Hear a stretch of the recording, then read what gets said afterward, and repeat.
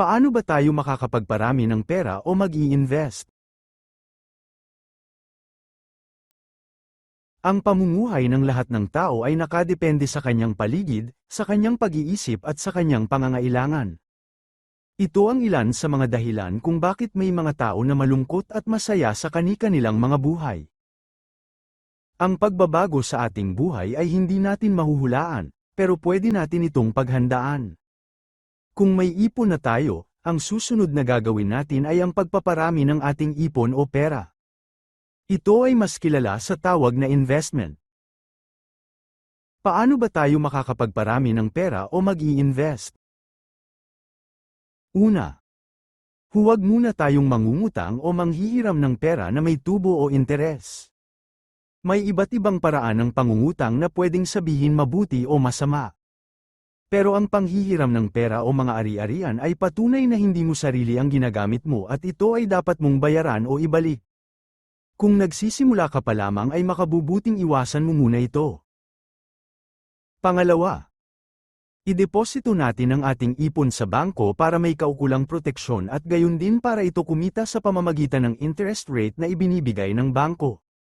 Siguraduhin lamang natin na mapagkakatiwalaan natin ang mga bangko na paglalagyan natin ng ating ipon. Pangatlo, matuto tayong magtipid at magbawas ng gastusin. Piliin natin ang mga bagay na mahalaga sa buhay at sa bahay natin. Timbangin ang kahalagahan at pagkakaiba ng quality at quantity. Mas mahalaga ba na matibay o madami ang mga gamit natin sa bahay o pareho lang itong mahalaga? Pang-apat, kung may hilig ka o hobby, pwede mo itong pagkakitaan upang makadagdag sa iyong ipon. Halimbawa ay embroidery o pananahi, o pagluluto, o di kaya ay gardening para mas madadagdagan ang iyong ipon na hindi makakapekto sa iyong regular na trabaho. Pang-lima, kung may hanap buhay na tayong permanente at may sobrang oras ka na pwede mong gamitin ay pwede kang magkaroon ng ikalawang trabaho upang madagdagan ang ipon mo.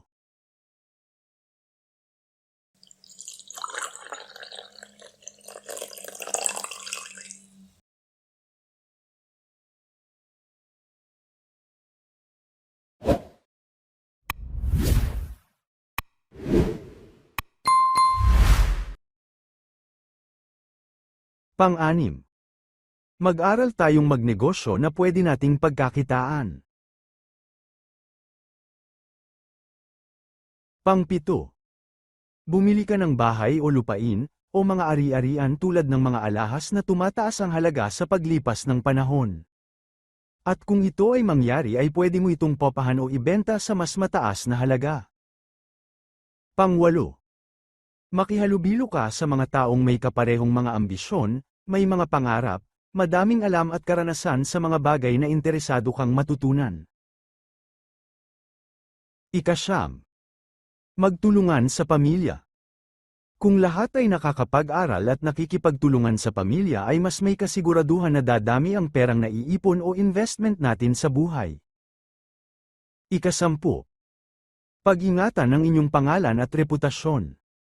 Kapag maganda ang reputasyon ng inyong pagkatao ay madaming magtitiwala na kliyente o negosyante na magbibigay sa atin ng pagkakataong mas kumita ng malaki at lalong dadami ang ating ipon. Dadami ang ipon natin o savings kung pag-uusayin muna natin ang ating mga sarili, ang ating pamilya at ang ating hanap buhay o negosyo.